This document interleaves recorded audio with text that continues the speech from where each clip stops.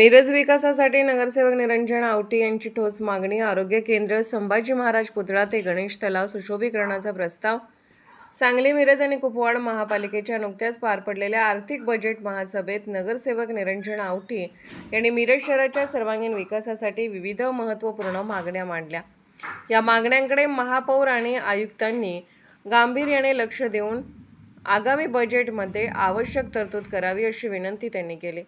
आवटी यांनी सर्वप्रथम मिरजमध्ये मोफत आरोग्य निदान केंद्र सुरू करण्याची मागणी केली।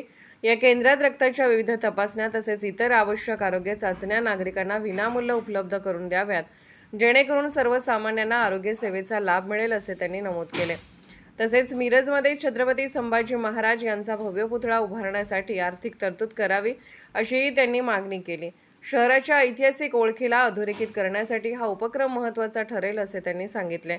याशिवाय गणेश तलावाचे सुशोभीकरण करून ते नागरिकांसाठी आकर्षणाचे केंद्र बनवावे अशीही सूचना त्यांनी केली।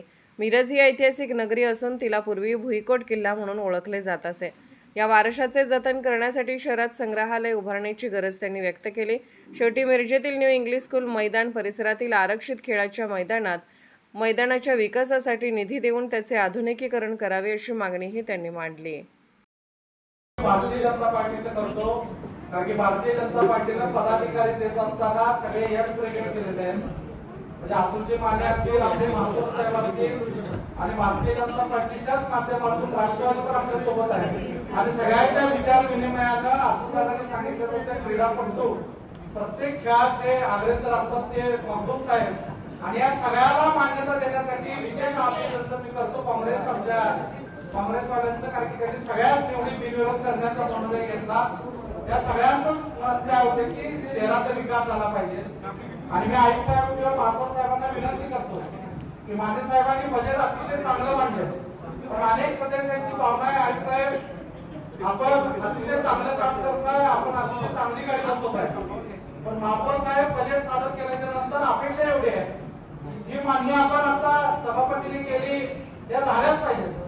त्याच पद्धतीने माझी अनेक मागणी महापौर साहेब अशी आहे की आपण ड्रेनेज आणि पाण्यावरची विशेष सभा घेतली, त्याच पद्धतीने एखादी उत्पन्न वाढीवर विशेष सभा घ्यावी, कारण की उत्पन्न वाढ झाल्याशिवाय अधिकाराने आपल्याला खर्ची टाकता येणार पाहिजे।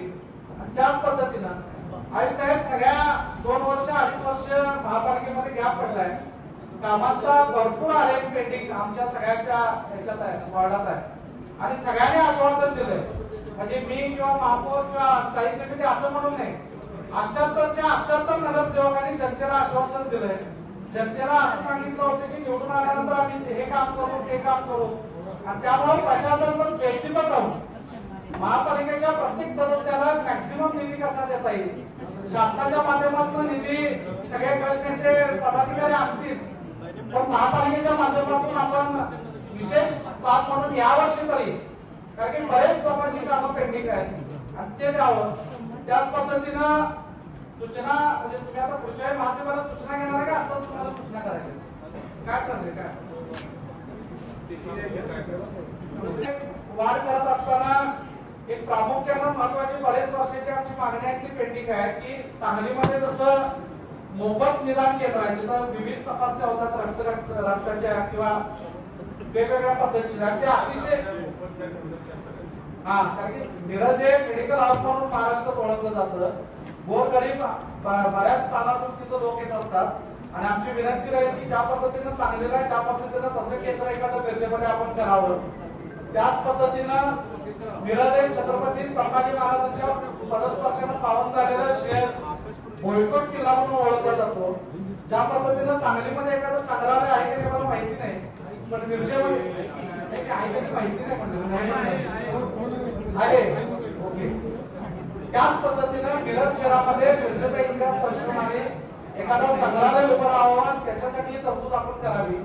छत्रपती संभाजी महाराजांचा पुतळा सांगलीमध्ये बसवण्यासाठी आपण जसं महत्वाकांक्षी आहात तसंच सगळेच सदस्य मिरजेमध्ये छत्रपती संभाजी महाराजांचा पुतळा बसवण्यासाठी महत्वाकांक्षी आहात। त्याच पद्धतीनं सांगलीला जी तरतूद आहे त्या पद्धतीने मिरजेला आपण त्यासाठी तरतूद करावी आणि पर्यटनाच्या दृष्टीनं आई साहेब मला वाटतं सांगलीमध्ये पण कार्यक्रम आणि मिरजेच्या गणेशचं सुशोभीकरण चालू आहे, पण मिरजेचा गणेश तलाव अतिशय ऐतिहासिक मानला जातो। अनेक ठिकाणी मध्यवर्ती ठिकाणी तलाव असणारे एकमेव शहर आहे अनेक महापालिकेचा विचार केला तर, आणि त्यामुळे त्याच्या सुशोभीकरणासाठी पण आपण काहीतरी तरतूद करावी एवढी मी विनंती करतो.